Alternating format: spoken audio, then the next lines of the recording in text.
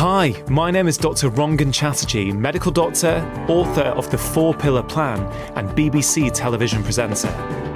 I believe that all of us have the ability to feel better than we currently do, but getting healthy has become far too complicated. With this podcast, I aim to simplify it.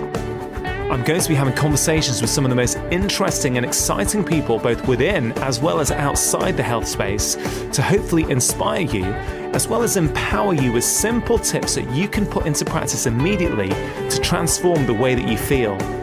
I believe that when we are healthier, we are happier because when we feel better, we live more. Today's guest definitely would come under the category of sleep expert. He is a trained physiologist, he has a PhD in sleep disorders from Imperial College, and he is co-founder of the Sleep School. It's Dr. Guy Meadows. Guy, welcome to the podcast. Thank you. Good to be here. Guy, I think what I try and do at the start of these conversations is explain to the listener how we got connected in the first place, and we have a mutual friend in someone called Gary Ward. Gary is the person who I credit for showing me the way to help me fix my chronic back problems. I think he's incredible. And it was probably about 3 years ago, I think, when I was filming the very first series of Doctor in the House, and I asked Gary to help me with one of my patients. He mentioned you to me, but it's actually taken 3 years to actually get together in the same room. So I'm delighted that you are here now, finally. It's a pleasure to be here. So, Guy, you're co-founder of the Sleep School. Can you tell me, what is the Sleep School? The Sleep School is, I guess our mission is quite simple. It's to help people to sleep better, to live better. And that's just, that's across the board. That's school children. That's people suffering from insomnia. That's people, hard at work in corporations. That's, university students. So whoever you look at, sort of at whatever age point they're in, if you can improve the amount of sleep that they're getting, you can improve the life they're getting. And that's what we're trying to do. Well, I can't disagree with that in any way at all. I absolutely agree. I mean, this podcast is called Feel Better, Live More. I think when we feel better, we get more out of life. And you are really drilling down, aren't you, on sleep and saying when people sleep better, they live better. I think one of the really interesting things is we know there are 3 pillars of health. So, what we eat, how we move. Actually, I've just realised you've got your 4 pillars. Hey, it's fine. I'm happy. So you go for your 3 pillars. That's fine. I can make my argument for 4 pillars. But yeah, go on. Let's go with the 3. That's fine. Okay. So there are 3 pillars of health, which are to move, to eat, and to sleep. But I guess we are now in a boom phase where we recognise that there is a wealth of amazing sleep research coming out, which tells us that sleep is the most powerful performance enhancer known to humankind. And so it's almost like we need to pay attention to sleep a little bit more if we are to eat at our best, to manage our weight, and to move effectively. Yeah. I mean, you mentioned 3 pillars, and yes, I talk about 4 pillars of health. And, you can make arguments for more than that. The reason I went to those 4 because I feel that stress is a huge issue these days, as is sleep deprivation.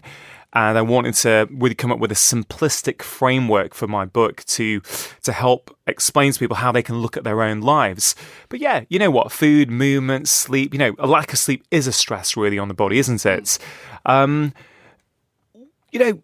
Why is it, do you think, that in 2018 we are talking more and more about sleep than arguably we ever have done in the time that I can remember? Has something changed? Yeah, I think this is a really good point because certainly we've been, I've been working in sleep for nearly 18 years, and certainly when I began, it was something we all knew was important, but there just wasn't so much chatter about it. Not so much sort of media interest or sort of corporate interest or just general sort of interest within the general population. And I think it's for a number of reasons. So the most obvious is in recent years we've seen a rise in digital technology, and that's sped us up.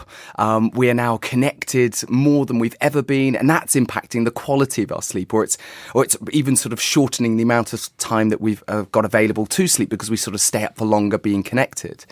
But then we've got this element, the fact that we are working harder than we've sort of ever done before. And so we tend to be sort of the time available for sleep is less as well. And as a result of that, we also see that we've got sort of mental health issues, which are sort of at their peak right now. And so there's an intimate relationship that exists between mental health and sleep. Yeah, and it's interesting when you sort of dive into this research, as I did recently to put together some slides for a course that I ran for doctors called Prescribing Lifestyle Medicine. There was some really fascinating research showing that sleep deprivation can precede the development of mental health problems such as anxiety and depression, but then improving your sleep can actually treat those conditions as well. And I guess that's really the human body in a nutshell. These things can work both ways. If you're not sleeping enough, you're more likely to have a whole host of problems. But if you can get that sleep, you can improve them as well. My perspective on sleep comes as a GP. So, I see so many problems in my practice that in some way sleep deprivation is contributing to. But you actually run a proper sleep clinic. So I'm guessing pretty much everyone who comes in to the sleep school has got an issue with their sleep and is looking for solutions. Absolutely. So I think it's a really good place to start talking about GPs, because I have a huge amount of respect for you guys, because you're sort of on the front line of insomnia. Sort of 30% of the UK suffer from insomnia, and most of them will turn up on the door of the GP. Could you just define insomnia there at all? Yeah. So we can talk about transient insomnia. So everyone on the planet will experience transient insomnia. So that's a difficulty sleeping for sort of anywhere between a couple of nights to sort of a couple of weeks as a result of some sort of stressful experience. You could have a cough, a cold, you hurt yourself, you could have a stressful day at work, an argument with a loved one, etc. And that can lead to a bout of sleeplessness, which when the stressor is removed, then sleeping patterns. So that's almost an appropriate response to a stressor, but you remove the stressor, the problem goes away. Exactly. So we're not, in that 30% statistic, we're not talking about transient insomnia. No. So what we're talking about there is we're talking about chronic insomnia or persistent insomnia. And so the clinical definition, if you wanted, is sort of suggest that you're experiencing either a difficulty falling asleep, maintaining sleep, waking up too early, or experiencing unrefreshing sleep for a period greater than 3 months, and where it's beginning to impact your day-to-day living. Your ability to sort of perform at work, to communicate, to relate with others, etc. And my sort of definition of it is chronic insomnia often becomes the worry about not sleeping. The more you worry about not sleeping, the less you sleep, and the less you sleep, the more you worry, and you go around in a vicious circle. And that's generally what causes people to turn up at your door. Yeah, and I guess certainly if I look back to maybe 10 years ago, it was pretty common for sleeping pills to be handed out.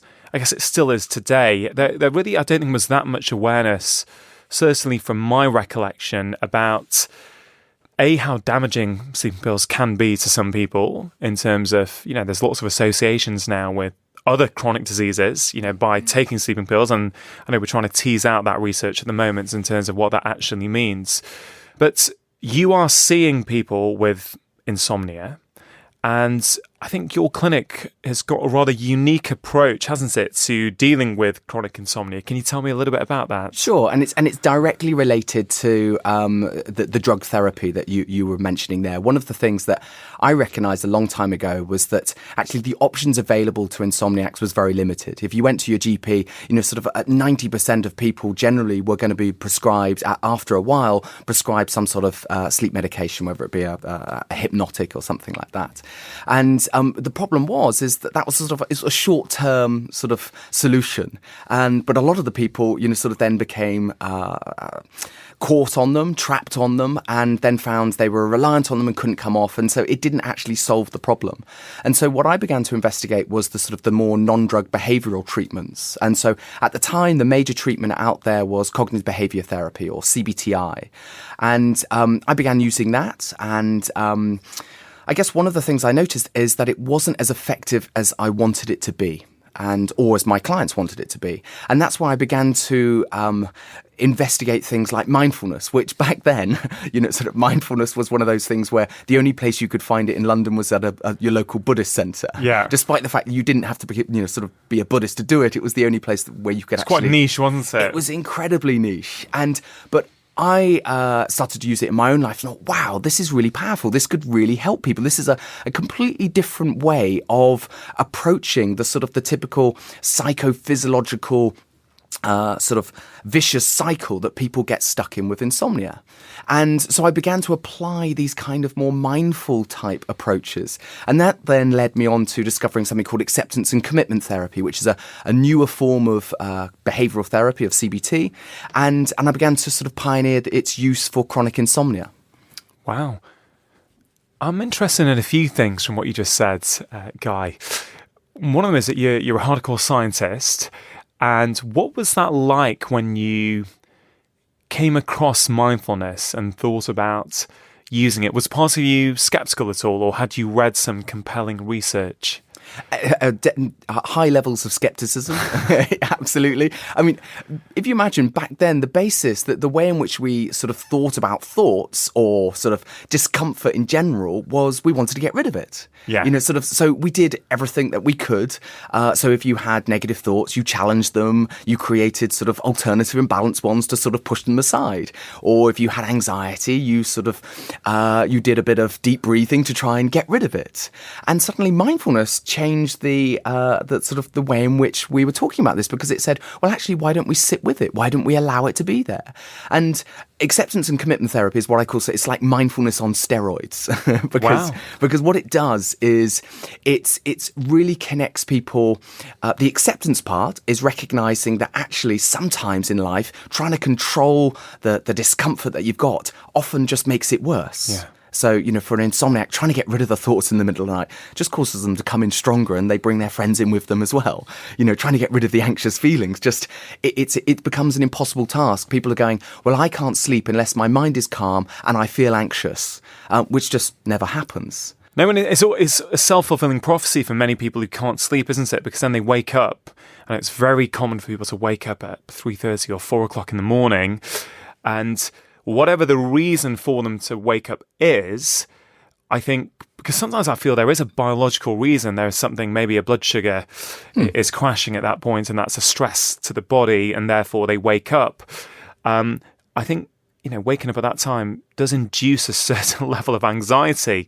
And I think a lot of people feel, oh, it's anxiety that's waking me up, which may be true in some cases, but in other cases, I found that either it's the caffeine wearing off or the alcohol wearing off, and then you wake up at that time and then you become anxious. So is your strategy to help people get to sleep, or is it to help them sleep through the night, or is it both? It's both. And I just want to come in on that point that you said there, because something that the listeners might find really sort of helpful and interesting. And this is, when I started talking about the physiology to people around sleep, it suddenly, the levels of anxiety just dropped.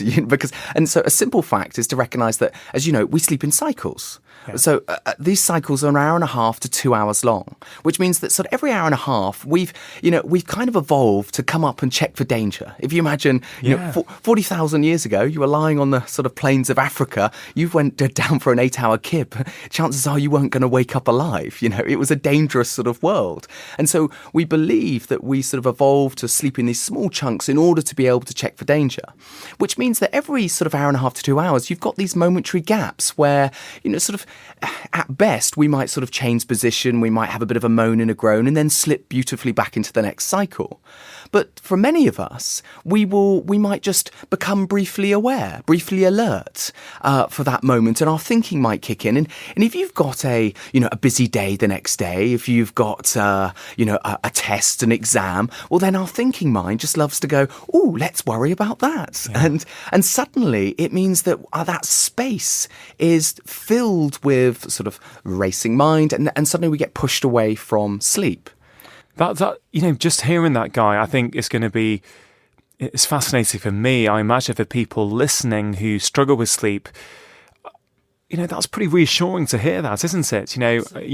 I'm guessing that's the feedback you get. It's just, oh, I didn't realise.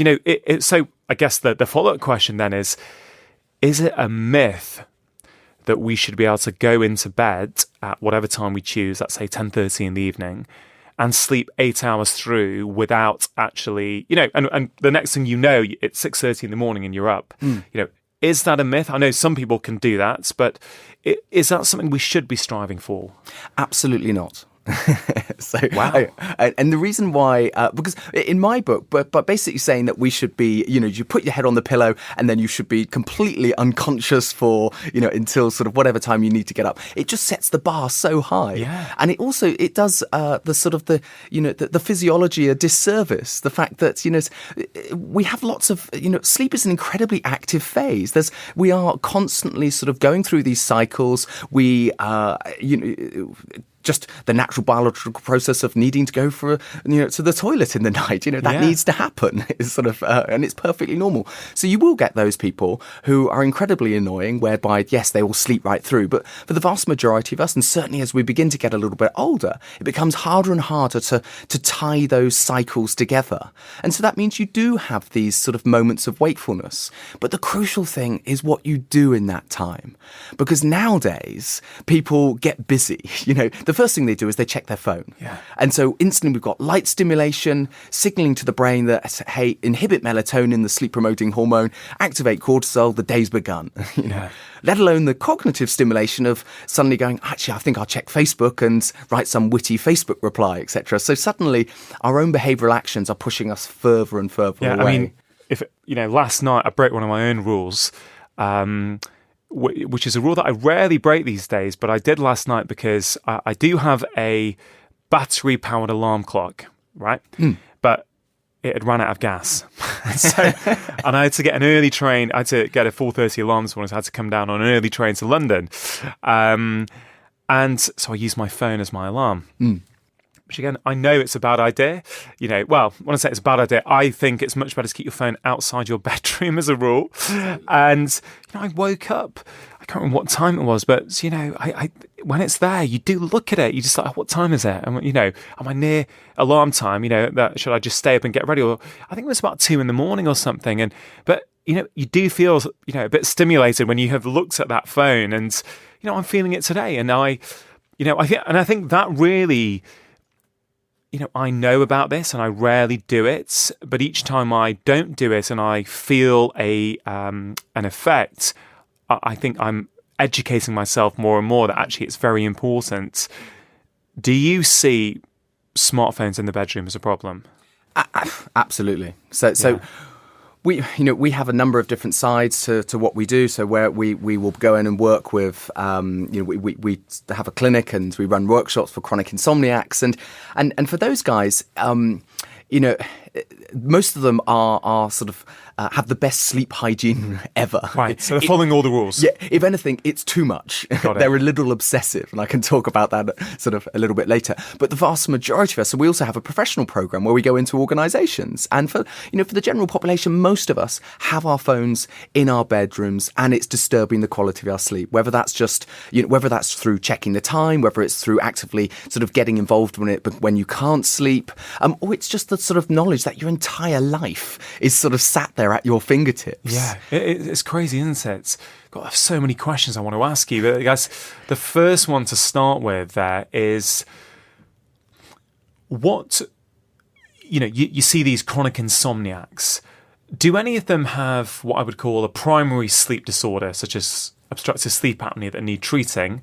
Or do most of the people you see, are they, I'm not sure what term you would use to describe them, I strongly believe that the majority of sleep issues that I see are in some way driven by our modern lifestyles.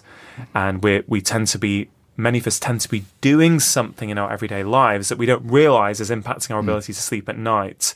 Has that been your experience as well? So I think this is really a good place to sort of, again, come back to chronic insomnia and understand what it is. Sure. So I think you're absolutely right. For the vast majority of us, as a result of the way we're living our lives, it's impacting on the quality of our sleep. So certainly, if we were to, sort of eat better, move better, get more light, and do all of these basic things, we would just have much better quality sleep, and we would notice it the next day. We'd be more attentive, we'd be more focused, we'd be able to recall memory, easier. We'd have a better mood. Yeah. So all of that thing is absolutely right. But for the chronic insomniac, it's about understanding what that is. So coming back to the nighttime, we were talking about it's perfectly normal to sort of wake up. But what happens for chronic insomniacs is it becomes a learnt condition. And so there's a rather fancy term called a transformation of stimulus function. Now, sort of what that basically means is the way in which people relate to the nighttime changes. So let's do an experiment. Imagine that I've given you an apple, okay, and you're holding that apple, and it's I presume you like apples. I love apples. Great. Okay, so it's the best apple ever for you. It's the right colour, it's the right size, it's the right type. And you're probably beginning to salivate just at the thought of being able to bite into this apple. And you've got tons of past experience knowing how good apples are going to be, etc., and you're hungry. But then just as you're about to bite into it, you notice a small sort of worm poking its head out of a little hole on the side. Now, as a result of that, suddenly the function of the apple has changed. And if the experience was sort of bad enough for you, you might go, I'm never going to eat apples again. Yeah. Well, this is what begins to happen with chronic insomnia. So you take a sort of a normal sleeper, and then they begin to experience poor sleep as a result of, some say, stressful arguments, at work or with a loved one, let's say. And suddenly it sows the seed of doubt in their trust about their natural ability to sleep. Suddenly their mind goes, I hope that doesn't happen again tonight, because that wasn't very nice. And so suddenly their threat detecting part of their brain, their amygdala, has sort of begun to kick in. And so suddenly the relationship which might have existed before, which was I'm moving towards the bedroom, all of the sleepy cues are kicking off, I put my head on the pillow and I'm falling asleep.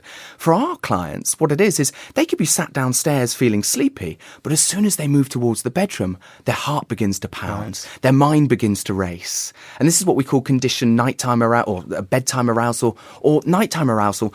Some insomniacs can fall asleep fine. 2 a.m, they wake up and their brain is sort of going, where's the danger? Where's the bear? And that can feel incredibly scary because the heart is racing, they're feeling panic, they're feeling anxious.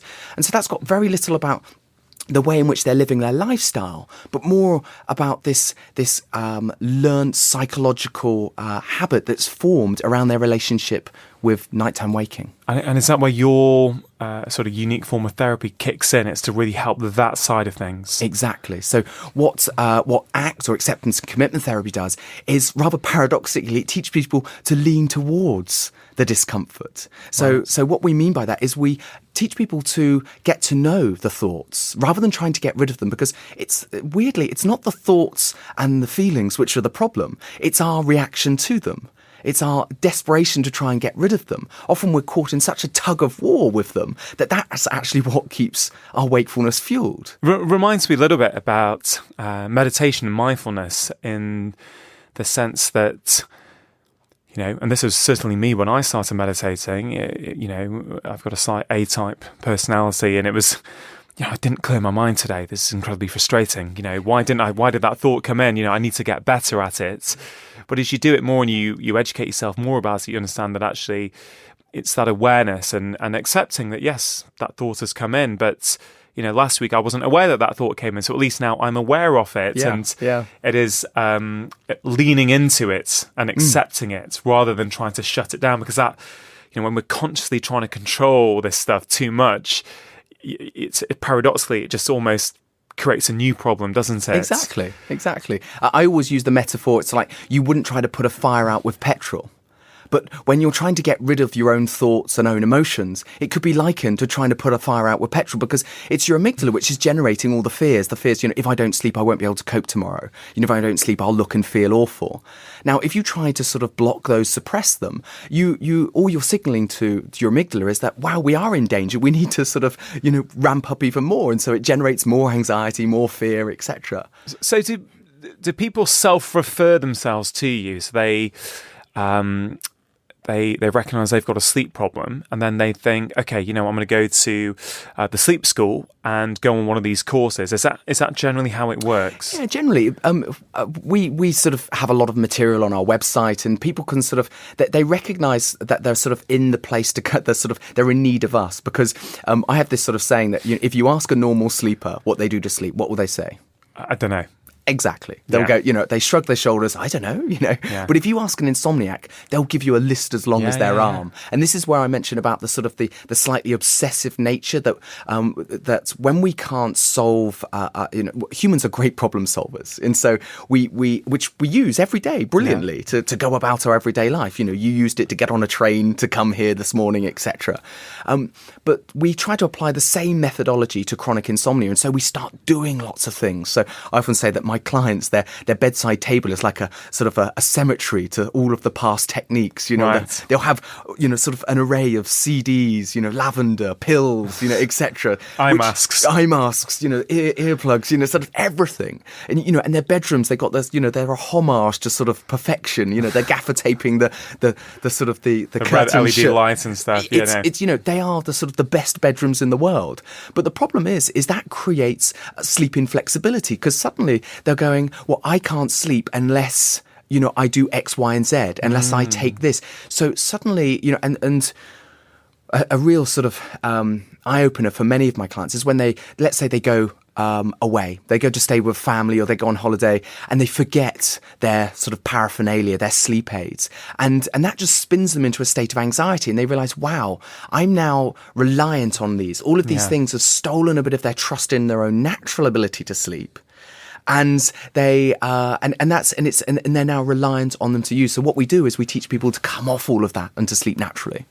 And there's something really quite key in what you just said, Guy, for me, which is our natural ability to sleep. Because I fundamentally believe that the majority of us are born with that innate natural ability to sleep, and somewhere along the way, and I fully appreciate that some people can develop primary sleep disorders, which might require different treatments. But for many of us, we untrain that natural ability that we had probably when we were a kid.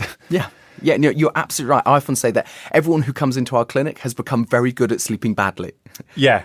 And the great thing about sleep is that it's a learned habit which you can train yourself to be better at it. So we have people who come to us who've, they've been sleeping at, 2 or 3 hours for, 4 or 5 decades, but they can still learn to be better sleepers. Wow. And that's the phenomenal thing. They've just got themselves into a bad habit. And it's about applying these sort of, we have a sort of a 5-step process whereby the first step is discover. You discover all of the things which you could be doing, which could be getting in the way. The next one is accept, which is the mindfulness principles that we spoke about. Yeah. That's sort of being able to notice the thoughts that you have that are showing up.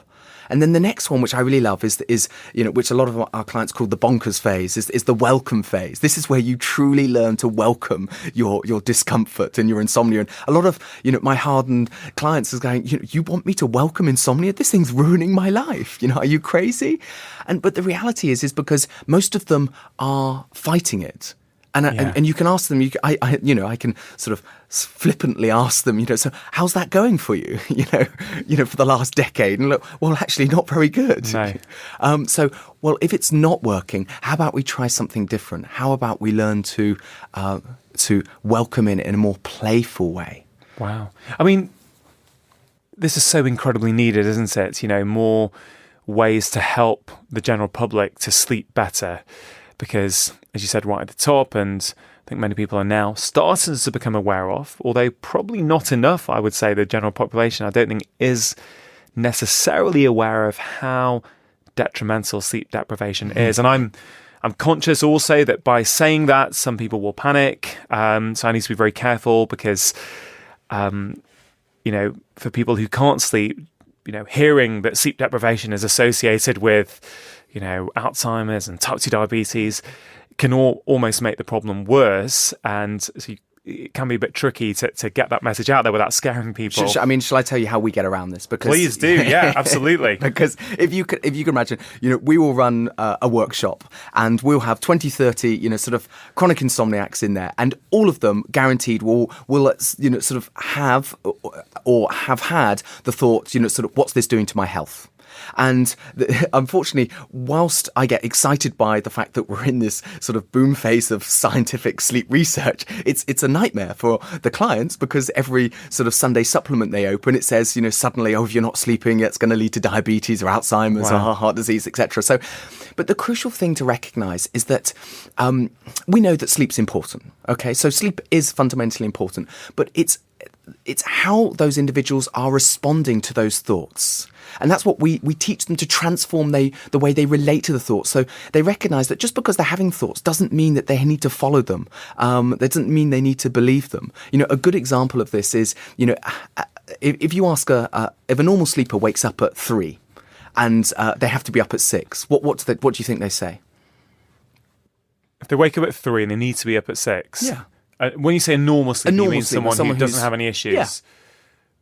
They probably don't think anything of it. They might look at the watch, see the time, and just put their head down again, and they probably don't give it much thought. It's like, it's 3. But and I certainly know that sort of I will go oh great, I've got 3 more hours. This is wonderful.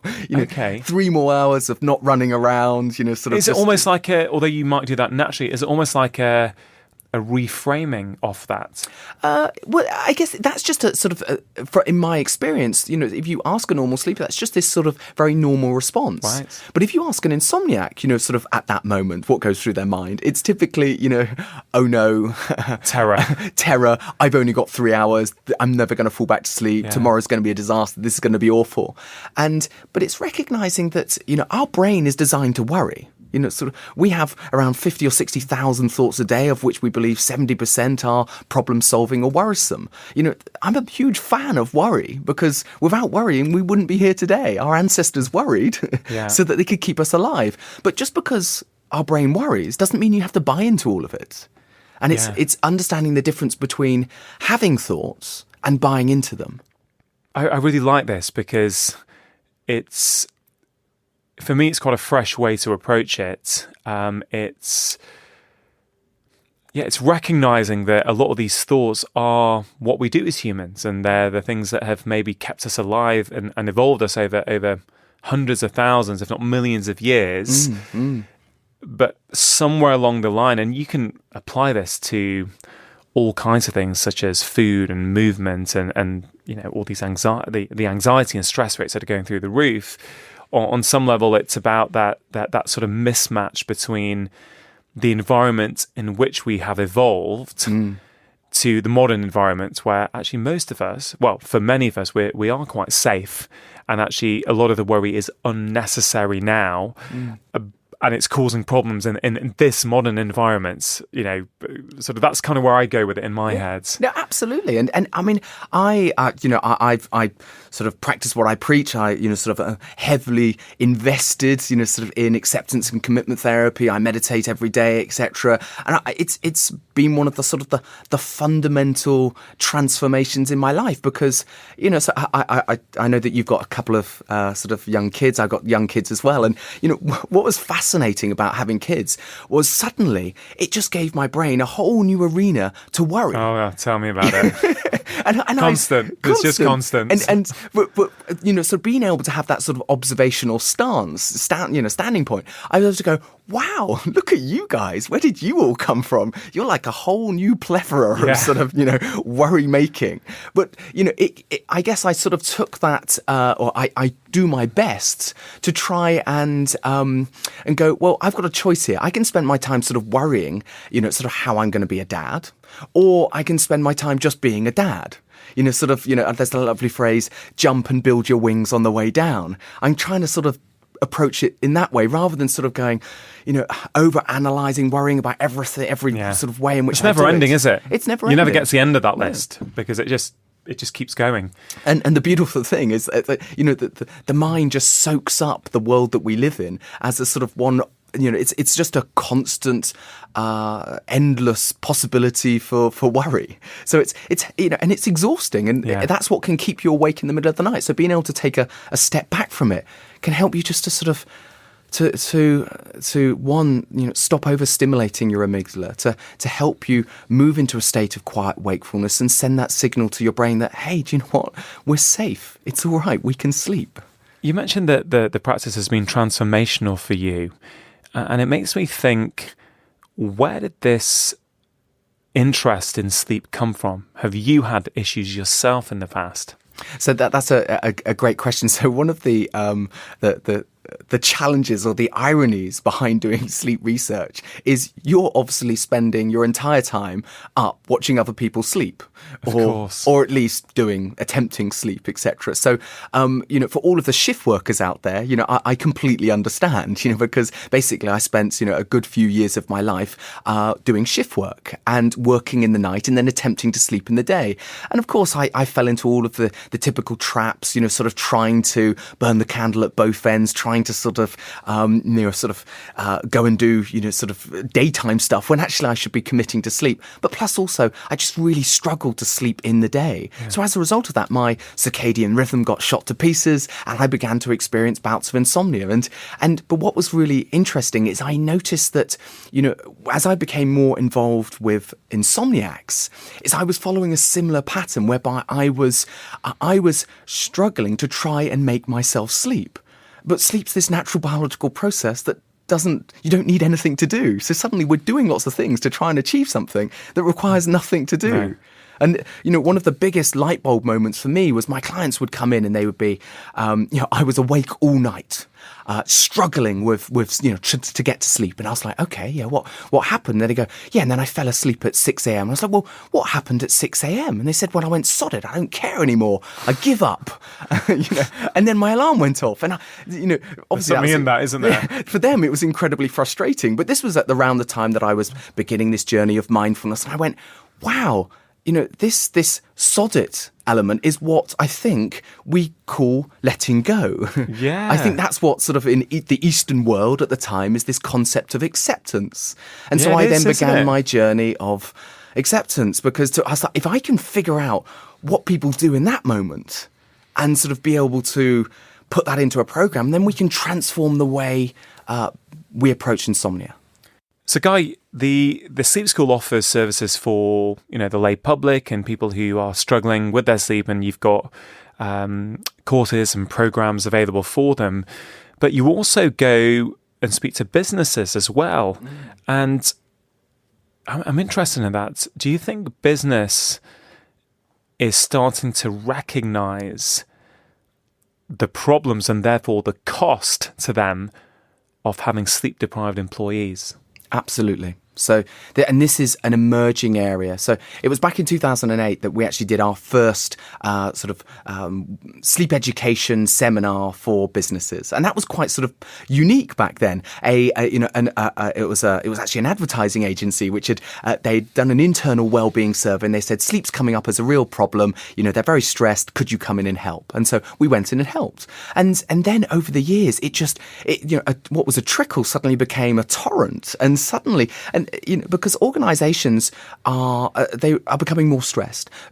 Right now, poor mental health within the workplace is at its worst. So and there's a huge awareness factor around this, and sleep is that linchpin to enabling us to have good mental health. When we are sleep deprived, it knocks out the prefrontal cortex, that front part of the brain, which helps to rationalise, manage the limbic system, our emotional centre. Yeah, you mentioned the amygdala before. That's almost the opposite, isn't it, to the prefrontal cortex? Exactly. Yeah. I was rational versus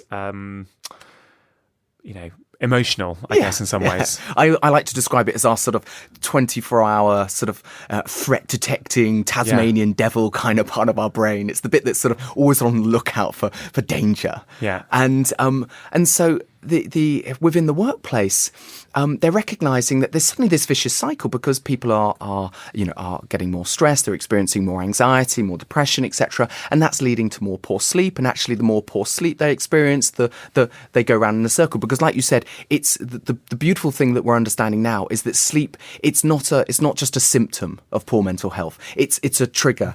Many of us describe it now as a canary down the mine. Yeah. Poor sleep is becoming a sort of an early warning signal that actually, stress, anxiety, burnout, they're on their way kind of thing. Absolutely.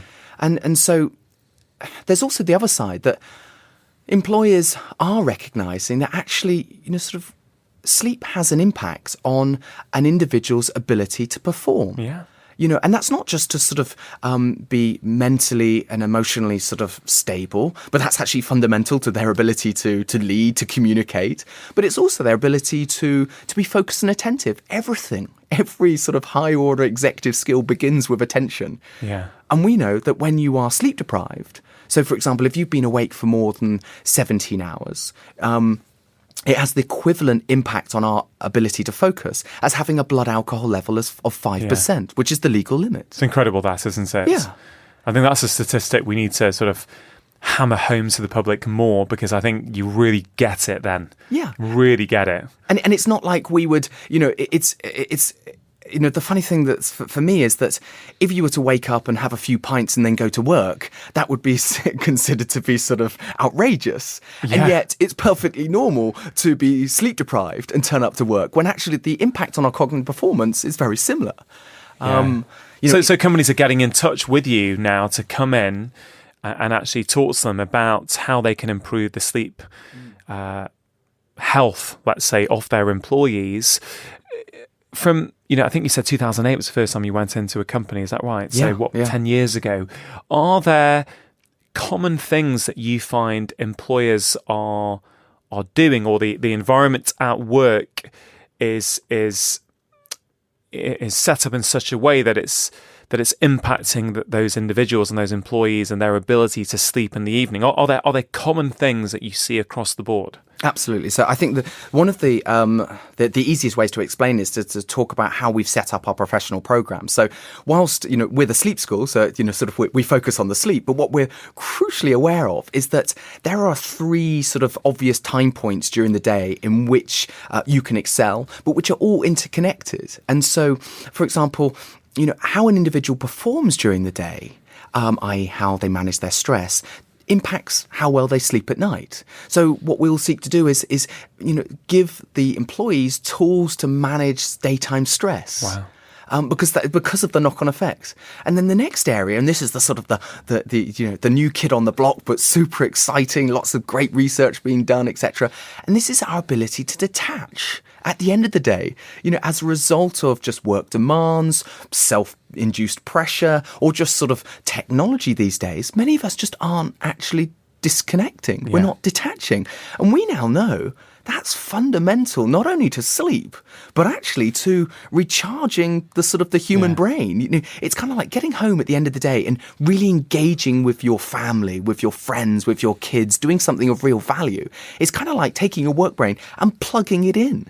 Yeah. And if you think about it, Guy, we go on not even on an evolutionary level, I'd say just in the very near past, there was a time pre-smartphones, pre-email, it's not that long ago, whereby a lot of the workforce would finish their jobs, let's say at 5 o'clock or 5:30, make the journey home, and that was it. They were done with work until the next morning. There was no... there wasn't even, you could not access work emails because it didn't exist. There was a natural, stop point. There was a natural switch off point, which frankly technology has, blurred that line, being kind. It's just obliterated that line actually. So we can now check our work emails in the evening. We can check them on a Saturday, on a Sunday. I can see how that would be a huge thing when you go in and talk to employees about that disconnect piece. Yeah. Was there a third one there? Yeah, and so then the third one is sleep. Sleep, got it. So the third one is we teach people all of the essential tools that they need to be able to achieve good quality sleep, but also get enough quantity of sleep as well. Yeah, incredible, Guy. It is that important, sleep, isn't it? But it's interesting to me that sort of three-pronged program in companies, only the final one is actually about sleep. And that really goes back to this whole idea that the body is interconnected, and and I've, yes, I talk about food, movement, sleep, and relaxation, but I talk about how they all impact each other. You can get on that train wherever you want, and it will lead you to the others because they're all connected. You change one thing, you have the opportunity to change everything. So Guy, it's the Sleep School. Where can people find the Sleep School, or the things that you write about, or your courses? Where can they find you? The easiest place to go is to the sleepschool.org. And there you can find out everything that you need to about our approach to chronic insomnia. Sort of being able to book a one-to-one clinic with a sleep doctor, Great. being able to attend a workshop. And one of the great things about the workshop is sort of people will attend and they'll realise that they're not the only ones, because they're like, oh, there's a cathartic that has value, experience. doesn't it? Yeah, that has value.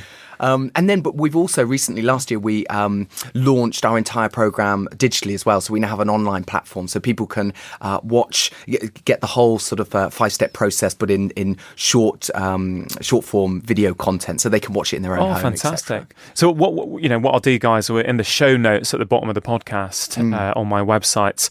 We will pop links to all these things so people can find it really easily. Absolutely. Guy, one of the reasons I do this podcast is to empower as many people as possible to become the architects of their own health. And I always like, where possible, to leave the listener with something that they can reflect on or think about, hopefully something simple and actionable that they might be able to put into their own life, introduce into their own life immediately. Great. Have you got some top tips for the listeners? Sure. So I think absolutely.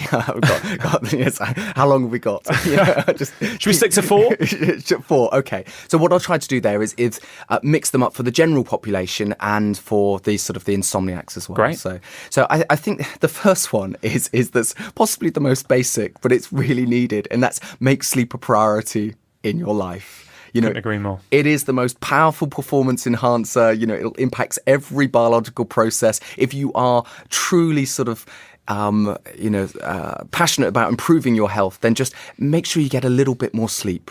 Sort of set a go-to-bed alarm, sort of to help you, and we're not talking much, just 15, 30 minutes, and we can notice an impact. So that would be the first one. The second one is, again, echoing a lot of what you say, sort of live a lifestyle which helps to facilitate better sleep. So, I'll sneakily sort of include a few in here. So just, manage your caffeine intake. So, sort of having 2 or 3 cups knocking on the head by midday or something like that. Get outside, expose yourself to natural light. Ideally, sort of bright light, 10 a.m. in the morning, 10 minutes of that light, and that will help to not only give you that sort of boost to wake you up in the morning, but also help to synchronize your body clock and help you sleep better in the night as well. Sure. And then, we've been talking a lot, be mindful, sort of allow yourself some time to notice, take perspective on the content that's showing up in your mind, the thoughts, emotions, sort of physical sensations, etc. And perhaps, not believe everything that your mind says to you. Allow it to pass and become more of a sort of a noticer and witnesser. And then, for the chronic insomniacs, it's let go of the struggle.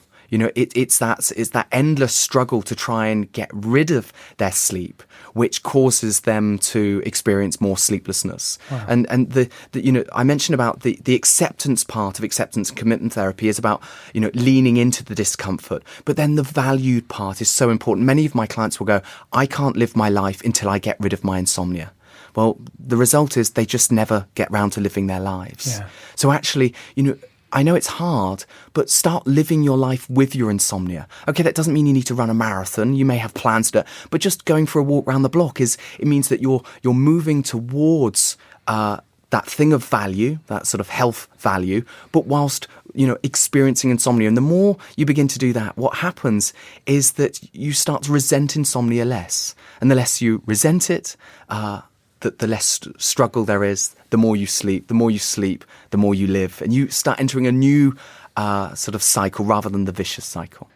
Guy, fascinating conversation. You've certainly given me a lot to think about. I'm sure the listener would have found that incredibly insightful, and how we can sleep better and live more. Guy, good luck with everything.